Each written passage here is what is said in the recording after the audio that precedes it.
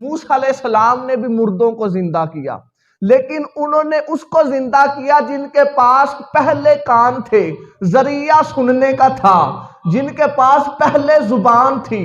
ذریعہ بولنے کا تھا، جن کے پاس پہلے آنکھیں تھی، ذریعہ دیکھنے کا تھا، جن کے پاس پہلے قدم تھے، ذریعہ چلنے کا تھا، جن کے پاس پہلے جسم تھا،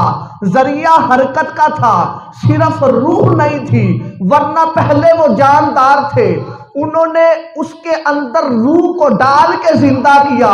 یہ اور بات ہے، یہ اتنی بڑی بات نہیں کہ پہلے جو سنتا بھی ہو، بولتا بھی ہو، مسکراتا بھی ہو، چلتا بھی ہو، سوچتا بھی ہو، سمجھتا بھی ہو، اس کو زندہ کرنا اتنی بار کی بارگاہ کے اندر آتے تجھے پتا چلے گا۔ حضور نے اس کے اوپر دستے مبارک رکھا، اس پیڑ کے اوپر، اس نے بول کے عرض کی یا رسول اللہ آپ سے جدائی برداشت نہیں ہوتی، آپ سے جدائی برداشت نہیں ہوتی۔ حالانکہ یہ تو وہ پیڑ ہے جس کی زبان بھی نہیں، جس کے کان بھی نہیں، جس کی آنکھیں بھی نہیں۔ پتا چلا کہ مردوں کو زندہ کرنا اتنی بڑی بات نہیں ہے، بے جانداروں میں جان ڈال دینا بڑی بات ہے۔ جو مردوں میں روح ڈالتے رہے انہیں کلیم اللہ کہتے ہیں، جو بے جانوں میں روح ڈالتے رہے اسے حبیب اللہ کہتے ہیں۔ ایسے سوچ لیا مردے زندہ نہیں کیے، یہ مردہ زندہ کرنے سے بڑی بات ہے۔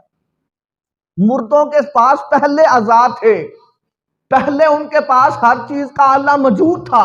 صرف روح ڈالنی تھی۔ تعجب تو اس بات کا ہے کہ حضور نے پتھروں کی طرف اشارہ کیا، انہوں نے آ کے درود و سلام پڑھا۔ تعجب تو اس بات کا ہے میرے مصطفیٰ نے درختوں کی طرف اشارہ کیا، انہوں نے قدموں کے اندر آ کے کہا صلاۃ و سلام علیک یا رسول اللہ۔ تعجب تو اس بات کا ہے حضور نے اس پیڑ کے اوپر ہاتھ رکھا، فرمایا تو کیا چاہتا ہے؟ اگر میں تجھ پہ ہاتھ پھیر کے تجھے سب شاد و آباد کر دوں تو ٹھیک ہے، اگر میں تجھ پہ ہاتھ پھیر کہ ایسا کر دوں کہ تیرے اوپر پھل لگنا بھی شروع ہو جائے پھر ٹھیک ہے، اگر ایسا کر دوں میں کہ تجھے جنت میں بھیج دوں، وہاں پر جا کے تو جنتی پیڑ بن جائے یہ ٹھیک ہے۔ اس نے عرض کی سونا نہیں، مجھے جنت میں جانے کی ابھی ضرورت نہیں ہے، مجھے یہ بھی چاہت نہیں کہ میرے اوپر پھل لگ جائے، میری خواہش یہ بھی نہیں ہے کہ میں صبر ہو جاؤں، بس محبوب آپ سے جدائی برداشت نہیں ہوتی، کیونکہ اچیاں لمبیاں لال کھجوراں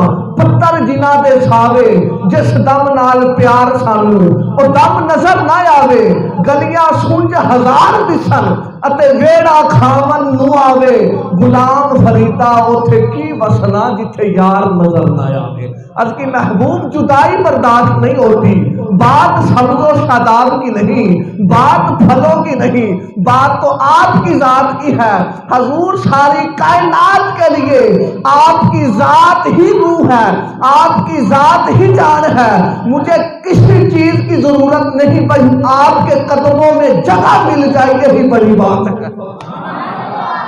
یہ میرا مصطفیٰ ہے حضور، یہ ابھی ہاتھوں کے مصطفیٰ کے